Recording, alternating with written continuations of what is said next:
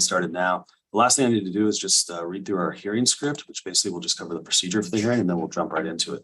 So this is the September 19th, 2022 session of the Zoning Hearing Examiner docket. My name is David Sturkey. I'm the Zoning Hearing Examiner from the city of Cincinnati, and I'll preside over this hearing. The case before us today is case number ZH20220143. The purpose of this hearing is to allow applicants and opposing parties to testify and to offer and refute evidence and testimony. This hearing will follow the rules found in the zoning code and the supplemental rules of the Zoning Hearing Examiner. All testimony or evidence that an applicant or any opposing party wishes to offer must be presented at this hearing. The hearing will proceed as follows. The applicant's attorney, or the applicant's agent will first present the applicant's case. Anyone here from the public would then have an opportunity to speak after the applicant had presented its case. If the applicant is represented by an attorney, the applicant's attorney may cross-examine any person who has testified at this hearing. If a party of record is represented by an attorney, the attorney for the party of record may present witnesses after the applicant has presented its case and may cross-examine any person who has testified at the hearing. In the event that any party testifies or offers argument in opposition to an application, the applicant shall have an opportunity to rebut that testimony and or argument offered in opposition. After the applicant has been given an opportunity to rebut any testimony and or argument offered in opposition, any attorney for a party of record will have an opportunity to make any closing statements. And then finally, the applicant will have an opportunity to make any closing statements. So just so I'm clear here, Mr. Gableman, you're representing the owner of the property, which is Hamilton County. Is that right? The future owner of the property. So the owner of the property currently is Hilltop Basic Resources. And similar to the hearing that you held last week, the county entered into a purchase agreement back in 2020 to acquire all of Hilltop's property, which consists of about 17.5 acres. And Valley Asphalt is the lessee on Hilltop's property, which is the subject of this hearing in terms of their future relocation. Gotcha. Okay, so you're here representing Hamilton County's interests, but you are in support of the project. 100% in support, yes. Okay. All right, great. So here's how we'll did you have something, Mr. O'Shea? Yeah, I just want to clarify that the property that Mr. Gableman was referring to is the current location, not right. not the site that we are trying to do. Correct. Okay. Right. Okay. Right. Yeah, and we'll hopefully get into that here in a minute and get it all on the record. I just, in terms of like how we're going to orient this, I just wanted to sort of summarize that procedure here. So I'll start with Mr. O'Shea, the individuals from Valley Asphalt. I'm pretty liberal about how you want to orient your presentation. I basically just want to hear some background on the project. Of course, why you think it's appropriate for this relief to be granted. And so you can, if you want, you can ask direct questions of any of the people from Valley, or you can just turn the floor over to them to tell me about the project, however you think works best. I'll then go around the room and give Mr. Varner, Mr. Gableman, and Mr. Benedict an opportunity to provide any additional testimony. I'll hear from our zoning department, any testimony they'd like to provide in addition to their staff report. I'll then go back to Mr. O'Shea. You can respond to any of the testimony throughout the hearing, or just make any closing statements, and then we'll wrap it up. I may limit or exclude any testimony that I deem irrelevant or outside the scope of the application being considered.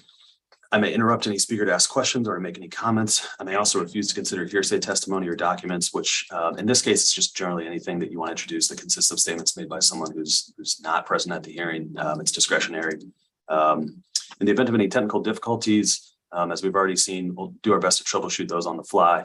But to the extent there's some defect that prevents us from meaningfully going forward with this hearing, I may continue or postpone the hearing at my discretion.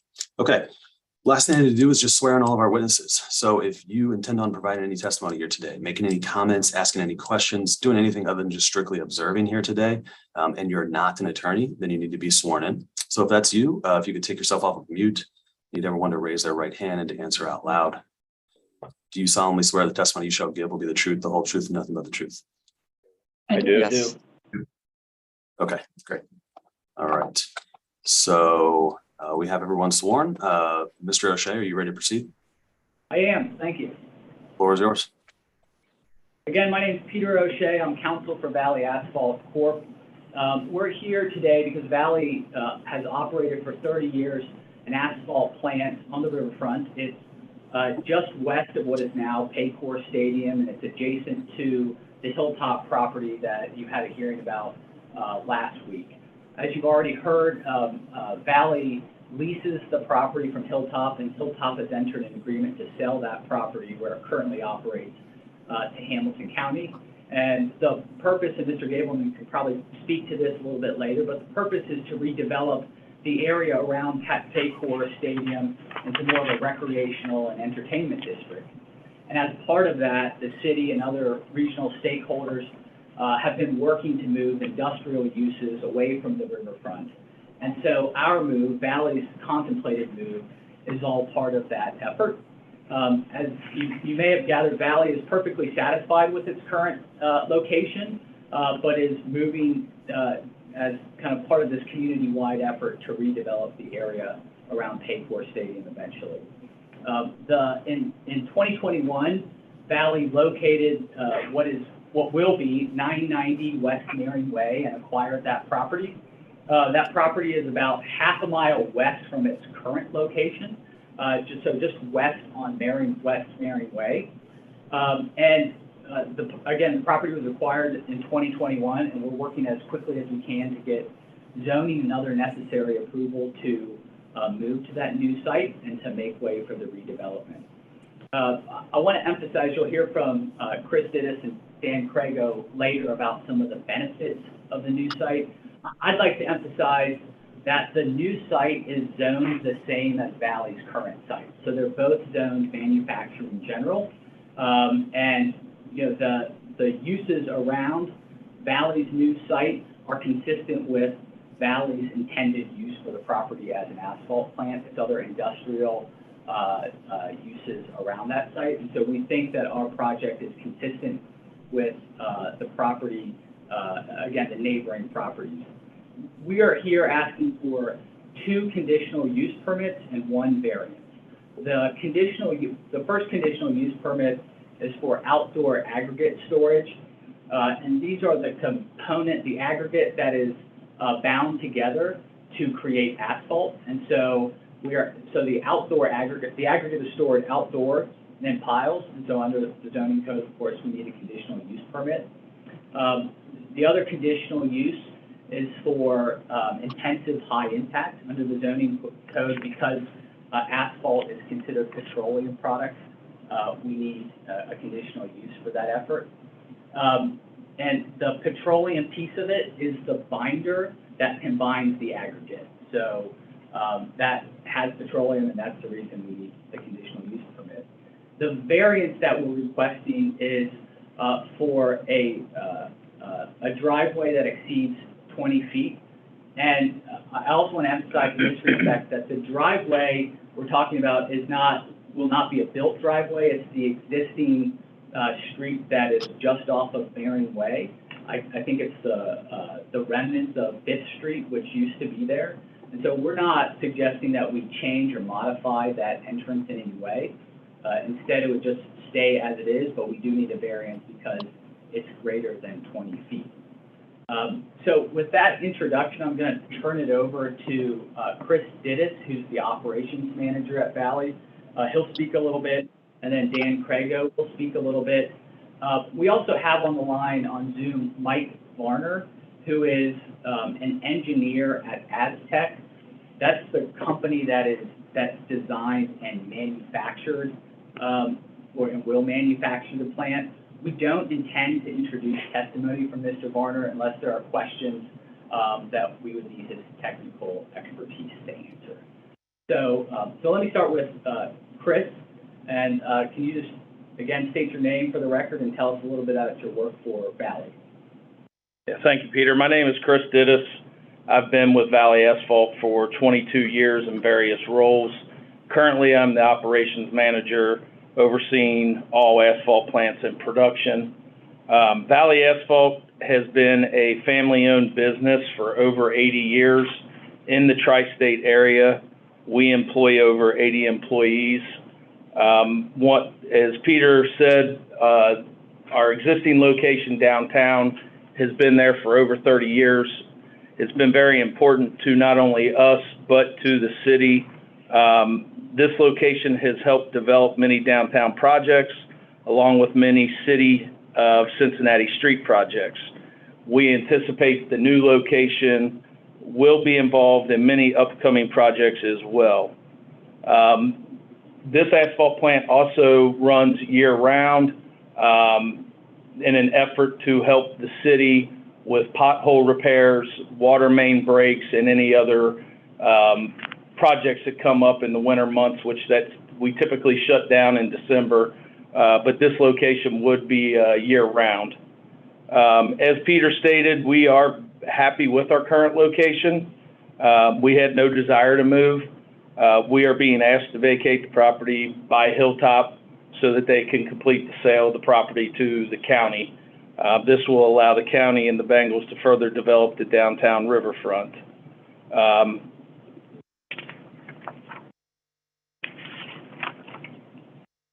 We feel the new site will allow us to continue to serve the city, the county, and over 150 other customers we deal with daily. We do not believe this new site will affect traffic flow and believe it'll become better with the traffic light and access roads being closer.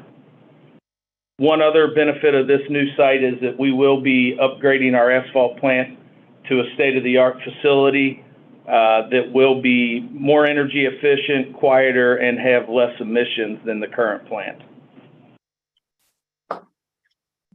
Thank you. Have you had a chance to review the application that Valley submitted in support of its zoning request? Yes. Do you believe that everything in that application is true and accurate to the best of your knowledge? Yes. And do you adopt that application in full as part of your testimony today? Yes. Have you had a chance to review the staff report that was submitted by the city in connection with Valley Asphalt's application? Yes. And do you believe that what's stated in there is true and accurate? Yes. And do you adopt it as part of your testimony here today? Yes. In particular, did you review the single condition that is included in the staff report? I'll direct you to page 10 of that staff report, which proposes as a condition for the requested relief that prior to final zoning approval for the use, the applicant will demonstrate compliance with 1419-19 and will provide evidence of any required Ohio Environmental Protection Agency permits. Did you see that? Yes. Do you have any concerns or objections with complying with that condition? No, I don't. I don't have any other questions for you. Do you have anything else you'd like to add? No. Okay. Mr. Sturkey, do you have any questions for Mr. Dittus, or should we move on to Dan Craigo? Let's move on. I think I'll hold off on questions till we get some more testimony. Okay. Go from there. Very good. So, Mr. Craigo, can you talk about your role at Valley Asphalt? Yes. Thanks for having us today. My name is Dan Craigo. I am the Environmental and Quality Control Director for Valley Asphalt. I've worked in that role for just under 30 years. I do hold a professional engineering license in Ohio, Kentucky, and Indiana, and I use that as part of my role. My responsibilities on day-to-day operations are ensuring that all required permits, we do have them in place before we start any of our operations. And then my ongoing role is to ensure that any requirements for reporting, record keeping, documentation, that we're managing those and submitting those in a timely manner as required by the different local, state, and federal agencies. So with our current asphalt plant on site downtown, when I look at the new facility, it's going to be very similar. We're going to have air permits, we'll have water permits, we'll have stormwater permits. We will be operating under a covenant with the Ohio EPA for the original cleanup as a brownfield site, and we will be following those requirements. And then as part of our purchase, we did do a phase 1 audit of the site. So my role, both with our previous site and this new site, will remain the same, that ensuring that we're following all required environmental permitting and documentation. And you've already started the process of obtaining OEPA permits, is that right? Yes, we have started the process of acquiring our permits. We do have a air permit for material handling, stockpiles, and roadways. Those fall under a general permit guidance. So the Ohio EPA has already issued those. That was on June 29th of this year. And those are good through June 29th of 2027. We have submitted for our air permit, and we did get a draft permit document back on that. It basically shows the terms and conditions to see if we have comments on those or if any public entities wants to comment on that. We did comment back. The EPA had it within about a 2-day window, so we're just waiting for our final air permit to operate at this time. We have not filed for our NEPDES, which is a National Pollution Water Permit for the site. We have to have our final contours and detours worked out, but we will follow through and then have our NEPDES permit, which will include a stormwater pollution prevention plan. It will also include a stormwater spill plan and a best management practice plan. So again, once we are able to access the site and start doing the contouring is when we'll be able to submit for these plans. We will not operate without these plans in full force and approved. And you've reviewed the condition provided in the staff report? I have. And you have no concerns with agreeing to that condition before any operation on the site? I am in agreement with it. Okay. Have you signed the application for zoning relief, is that right? Yes, I have. And do you have any revisions or concerns with the contents of that application? Nope. Okay. And do you adopt it as part of your testimony today? I do adopt it. The same question for the staff report. You reviewed it? I have reviewed it. And do you have any objections or concerns with the contents of that staff report? No objections or concerns. And you adopt it as part of your testimony here? I do. Good. Anything else you'd like to add? Not at this point. So the only thing I'd like to add is that the 990 West Mehring Way, where Valley plans to relocate, has been vacant and unused for at least 20 years. So it's a brownfield site. There are limited options for what can be done on that site. One of the few things that we know can be done is the construction of this asphalt plant.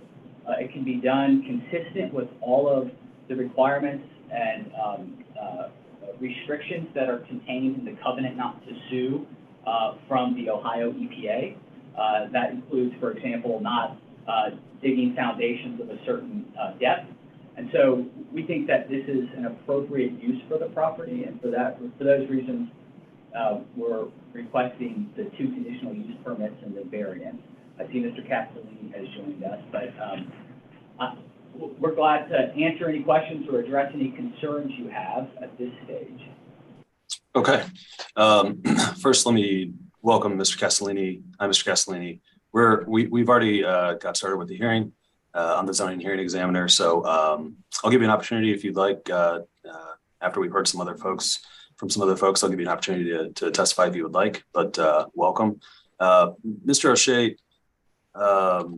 Just so I make sure that I'm properly oriented here, this site is only going to be on what looks like sort of the north side of Mehring Way. Is that right? Mehring Way and Freeman. That's right. Will it be on the riverfront at all? No. Okay. And will you be receiving materials on barges or other ships? No. Okay. Okay. Got it. And can you tell me a little bit more about? Sorry to interrupt. Mr. Gittes was just reminding me that the material is going to be received exactly the same way that it is now. So it will be, the aggregate will be trucked in just as it's happening at its current site. Gotcha. Okay.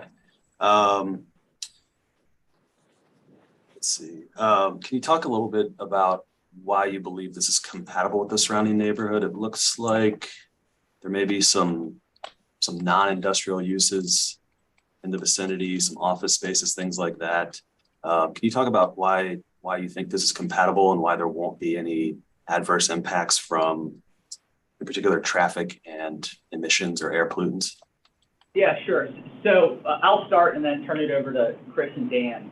So first off, we're roughly half a mile up West Mehring Way from our current site. So frankly, the two areas, the two sites are essentially in the same area. The second issue related to traffic, we don't see as a concern because the trucks that come in and out of our current site drive along these same roads right now. So they frequently go up West Mehring Way and then occasionally go onto Freeman as well. So we don't think that there's going to be a material increase of traffic in this area. Again, just because our trucks use that route right now. I think you've seen in the plans, we've got some substantial landscaping barriers that will be a barricade against the street, certainly the Mehring Way side of the street. And there is certainly industrial use around it. And we think that this is consistent with those other industrial uses. You know, part of the advantage of the new plant is it's far quieter, far more efficient, and there are far less pollutants. So in terms of the neighbors, we think ultimately the neighbors are going to be better off because, again, we're only half a mile away, and now the plant's going to be far more efficient and better for the neighbors. The final piece of this is the current lot, or the new site, is larger than the old site. And so in terms of traffic, there's going to be less maneuvering on the streets and more that can be done on the site itself. So we think that will help as well. I think Dan and Chris can speak to some of the advantages in terms of traffic. We think there's a chance that this actually reduces the road traffic. Do you want to take that? Yeah, just from a recycled asphalt point of view, all the city streets, the parking lots, when those are at the end of their service life, they are milled up as part of the reconstruction process. And that material typically has to be brought back to another asphalt plant for recycling. We can do that now at our current operations, but because of the limited footprint, some of that has to be trucked outside of the city and then brought back in as it's needed to be reused. With our new site, we have a little bit bigger footprint, and we're able to not truck that material outside of the city, but actually have it remain within the confines of the new plant site. Okay.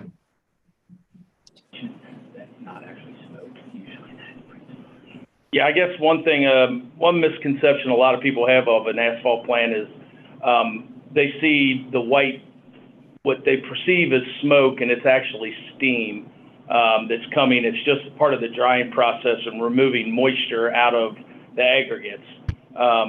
As Dan said too, with all our permits with the Ohio EPA, we have to follow strict guidelines on pollutants and all those things that PRA had brought up. With our new permit, we will have to run stack tests. So once we're up in operations, before we're 180 days in, we're going to have to run a physical stack test that will actually pull all the air coming out of our stack and test it and prove that we are well within the guidelines set by the Ohio EPA for health and standards. Okay. Thanks, guys. I think that's all the questions I have now. Is there anything else you wanted to add before I gave some of the other folks an opportunity to testify?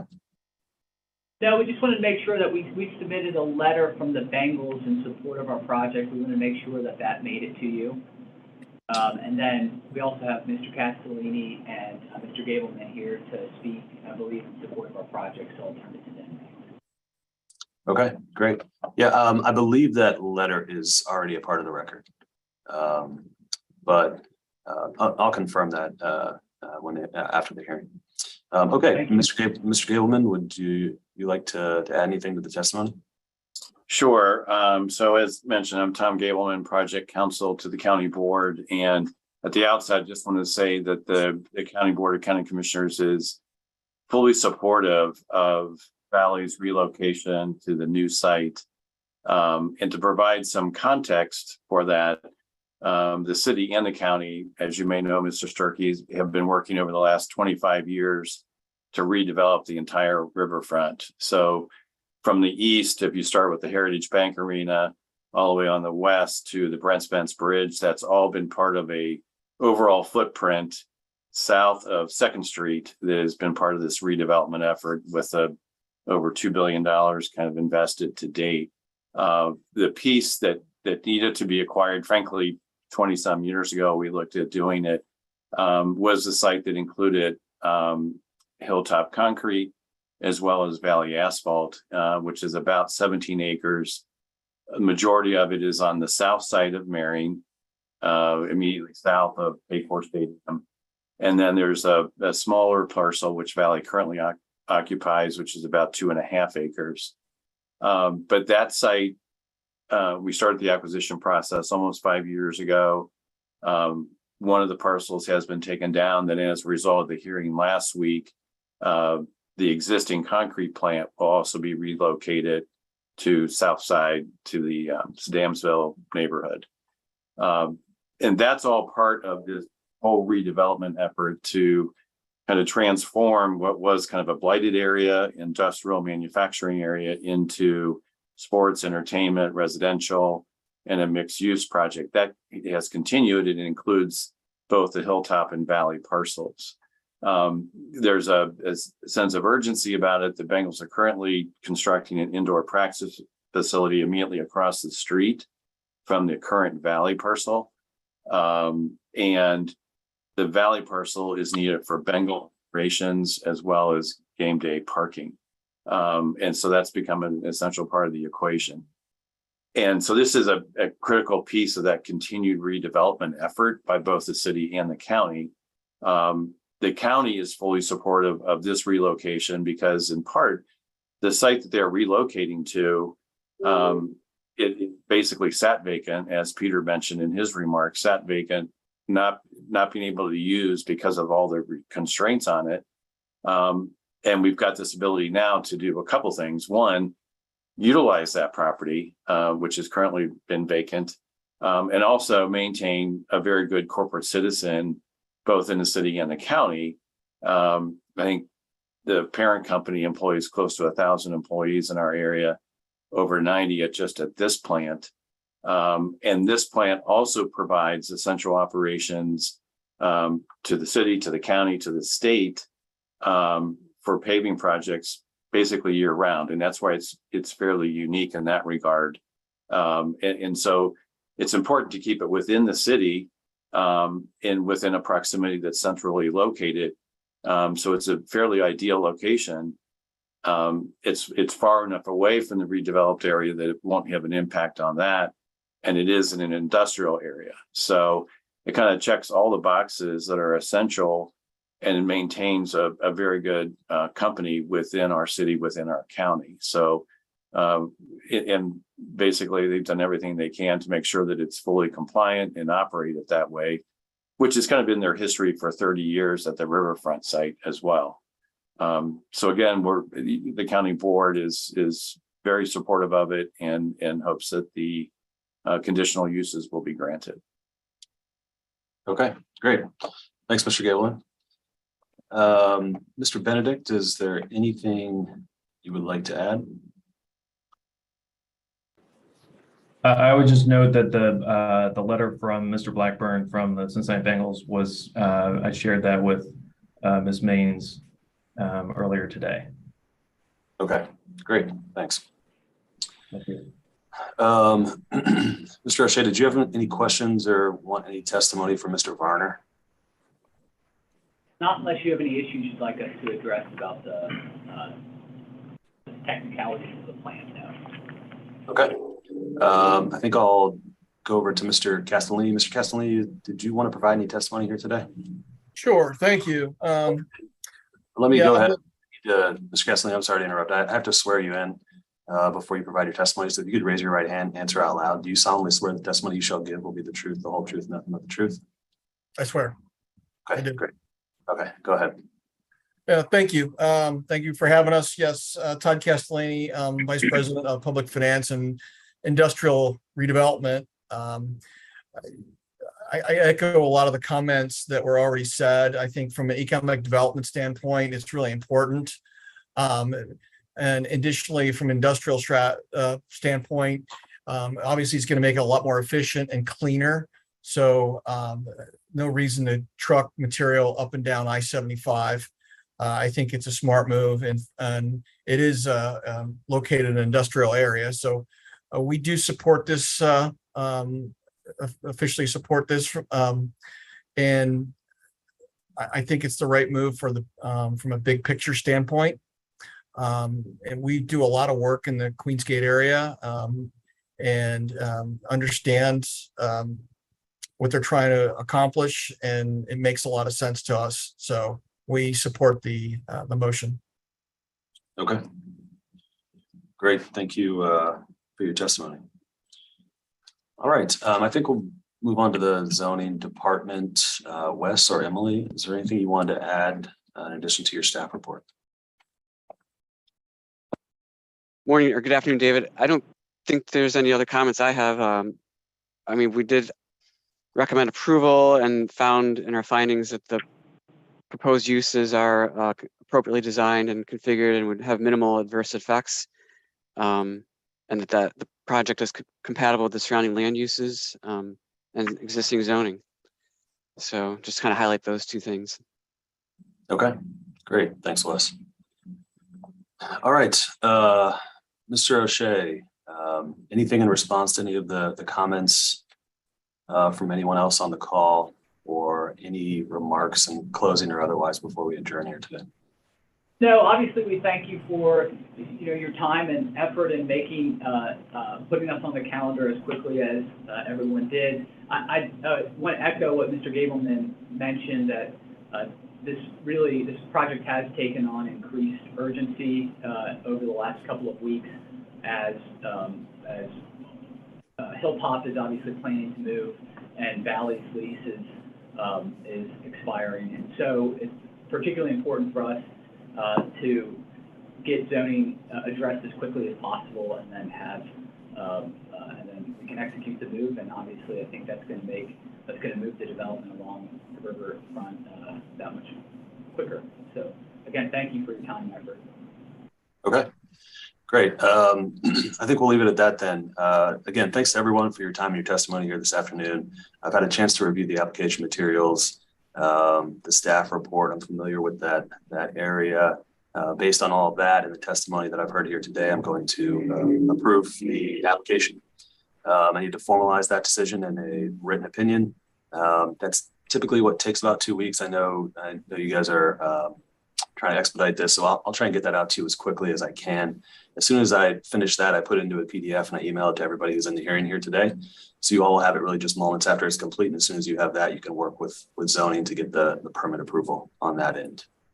Any questions about any of that? No. Okay. Thank you. Okay. Well, if you have any questions in the meantime, feel free to reach out to me directly, or if you want a status update on the decision, you can reach out to me and I'll let you know where I'm at. But like I said, I'll try and get that out to you all as quickly as I can. I agree this is a net benefit for the community. I think it's well designed, appropriately located. So good luck with the project. Glad you guys are staying in Cincinnati. And yeah, have a wonderful day. We're adjourned. Thank you. Thank you. Appreciate it. Thank you.